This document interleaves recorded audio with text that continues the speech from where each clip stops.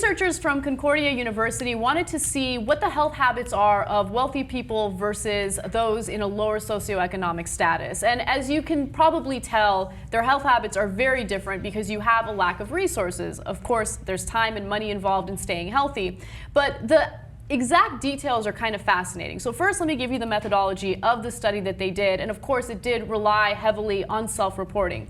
So the researchers looked at the incomes and health habits of more than 3,000 children and teens between the ages of 8 and 19, and more than 5,000 adults over the age of 20. Now they asked them about their dieting habits, and most respondents said that they usually just cut calories and try to exercise when they're trying to lose weight. But here's where you see a little bit of a difference. The people in the lower income brackets gained about 2 pounds more than those in the highest one when they were attempting to diet. So you see people who are living in, a lower socioeconomic status gaining weight as opposed to losing it. So what's going on right now?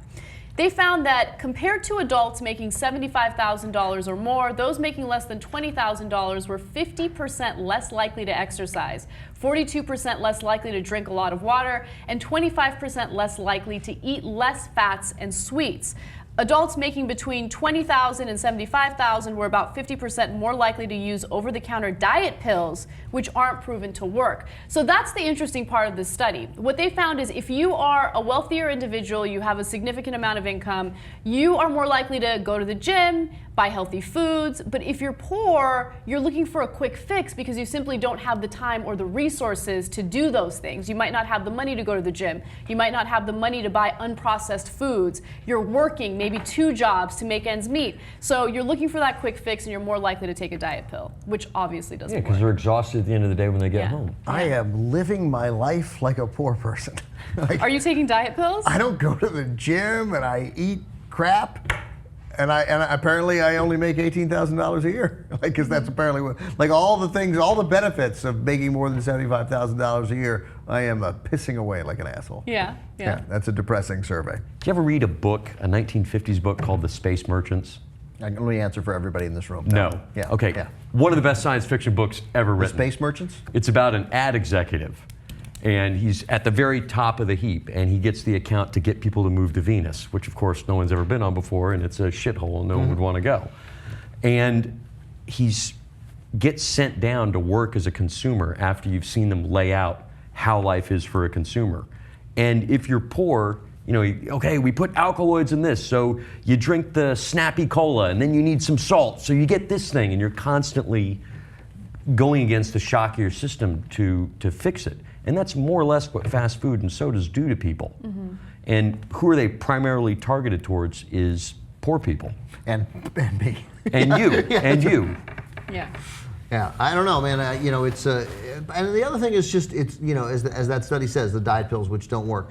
I talk about often when I'm on the show here, inauthenticity in local news, but it's inauthenticity in everything. Like, you get pummeled with lies every day. Just driving in this morning, the first commercial that I heard when I listened to the radio, was probably listening to Howard Stern, was an ad for debt consolidation. Mm-hmm. And it was about how don't go to those debt consolidation companies because they're in cahoots with the credit cards and they're just taking your money, which might well be true. So it was like, so go to us because we'll really help you. And I'm like, no, they're not going to help you. No one's going to help you. You're also lying. Yes. There's only one way to get out of debt, and the best way to get out of it is not to get into debt. You have to pay it off, and don't re-get into debt. And in order to pay it off, their company has to make a little extra money off of you that you were paying before. So it's just a commercial, but that commercial was just nothing but lies. It was a straight out lie designed to sort of get you at the thing that to get you at the thing you were most worried about, to get at your to hit you emotionally with the thing that troubles you the most.